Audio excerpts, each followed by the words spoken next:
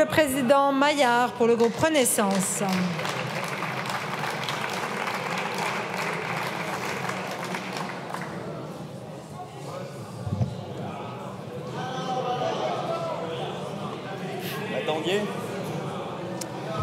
Madame la Présidente, Messieurs les ministres, Monsieur le rapporteur général, chers collègues, lorsque le projet de loi pour contrôler l'immigration et améliorer l'intégration a été déposé au Parlement, son ambition était déjà claire et radicale.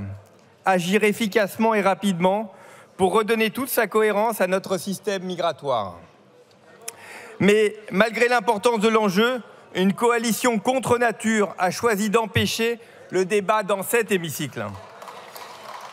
Un débat qui aurait permis de parler de l'ensemble des sujets devant l'ensemble des Français. Chacun vivra avec ses remords et ses regrets.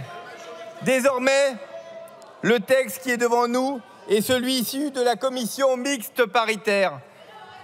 Sur ce texte, mon groupe a d'emblée désigné collectivement ses lignes rouges et je constate que celles-ci ont été respectées. Premièrement, sur la création d'un dispositif de régularisation pour les travailleurs étrangers dans le secteur en tension. Il est heureux que la justesse de telles dispositions ait été reconnue.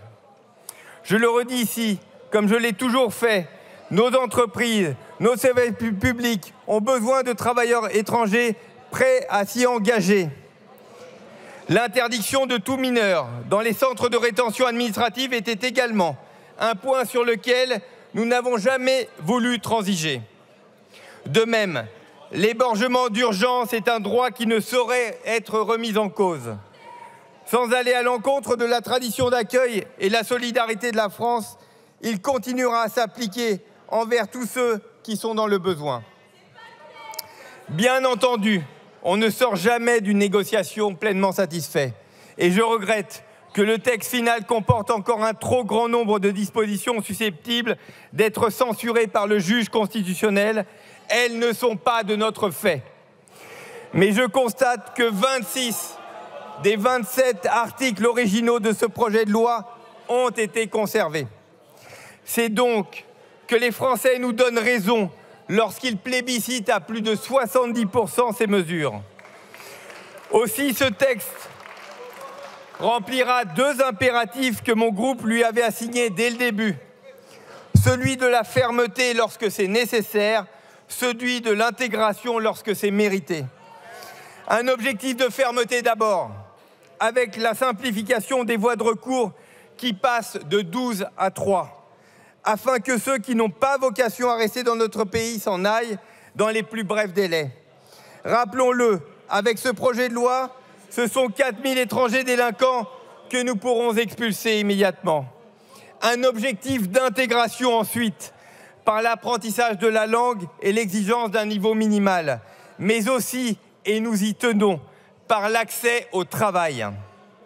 Car la vérité est là, même si certains, par naïveté ou démagogie politicienne, refusent obstinément de l'admettre. La France a besoin des dispositions de ce projet de loi. Les Français n'en peuvent plus des fausses promesses et des demi-mesures.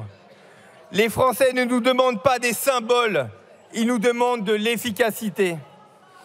Quand je regarde à l'extrême gauche, je vois ceux qui ont été élus en faisant l'électoralisme sur les étrangers.